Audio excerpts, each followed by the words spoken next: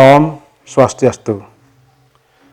Pemirsa, pada hari ini saya akan mencoba menjelaskan berkaitan dengan proses pengukuhan bendesa adat yang ada di Bali sesuai dengan Perda nomor 4 tahun 2019 tentang desa adat di Bali dan juga sesuai dengan surat edaran dari Majelis Desa Adat Provinsi Bali.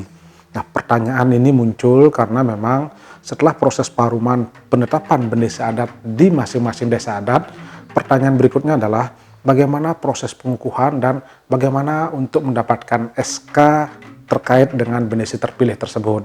Nah, untuk itulah hari ini coba saya jelaskan. Nah, pertama adalah ketika proses pengajuan tentang usulan SK ke Majelis Desa Adat Provinsi Bali, pertama yang perlu dipersiapkan dari panitia atau prawarta kepenyudian bendesa itu adalah berita acara penetapan bendesa terpilih.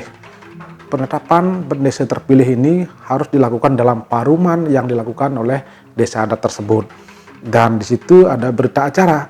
Berita acara itu selain ditandatangani oleh prawarta kepenyudian, yang terpenting adalah ditandatangani oleh para calon bendesa adat, baik yang kalah maupun yang memang nanti terpilih. Dan itu juga ada tanda tangan dari bendesa adat bersangkutan. Nah, kemudian setelah berita acara ini tentu akan ada absen terkait dengan peserta paruman itu, dan kemudian inilah nanti dibuatkan surat pengajuan permohonan rekomendasi atau permohonan SK. Caranya pertama adalah ini dibuat surat untuk memohon rekomendasi ke MDA Kecamatan. MDA Kecamatan nanti akan membuatkan surat rekomendasi setelah membaca berita acara dan memeriksa berkas yang ada, kemudian nanti mengeluarkan rekomendasi. Kemudian berikutnya adalah meminta rekomendasi ke MDA atau Majelis Desa Adat dari kabupaten.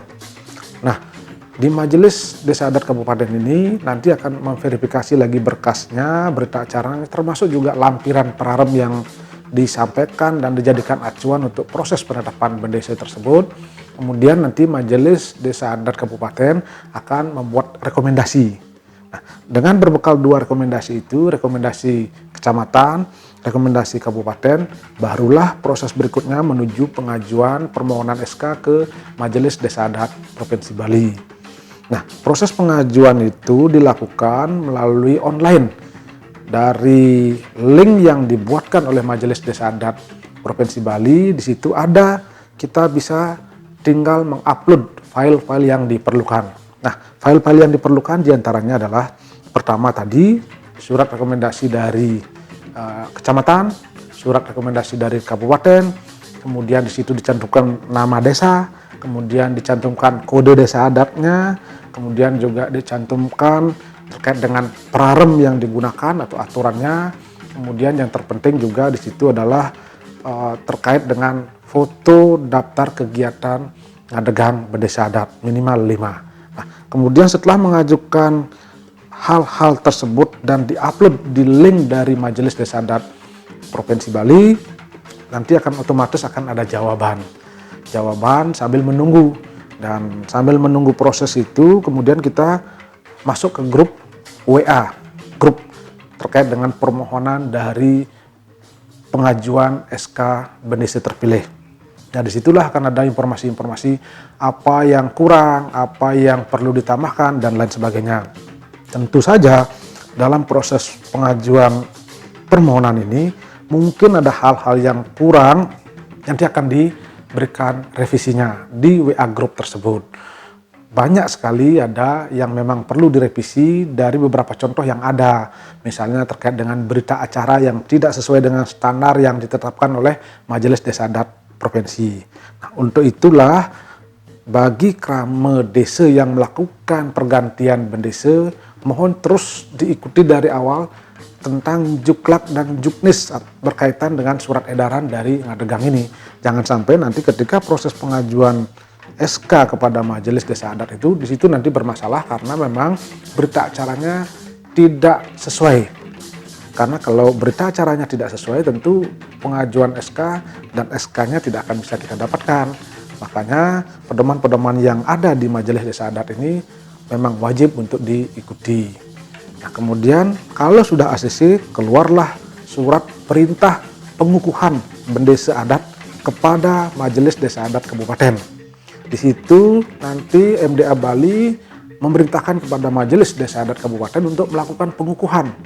Kemudian di situ akan dilampirkan nama prajuru yang ada dan kutipan dari SK tersebut, di mana dalam penyusunan SK tersebut panitia memang wajib menyampaikan tentang susunan prajurunya tersebut. Di antaranya adalah bendesa adat, petajuh, penyarikan, dan petengan. Kalau memang perlu dan sudah siap dengan bage-bagenya, silahkan, ada bage parahyangan, bage powongan, dan bage pelemahan. Itu dilampirkan karena nanti itu akan dikeluarkan kutipan SK yang digunakan untuk melakukan proses pengukuhan bendesa adat. Nah, setelah nanti dapat perintah untuk mengukuhkan dari Majelis Desa Adat Provinsi kepada Majelis Kabupaten, kemudian nanti dibuatlah acara pengukuhan di desa adat tersebut.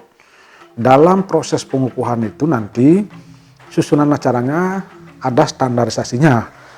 Pertama tentu mungkin laporan panitia, kemudian pembacaan kutipan SK prajuru desa adat yang terpilih.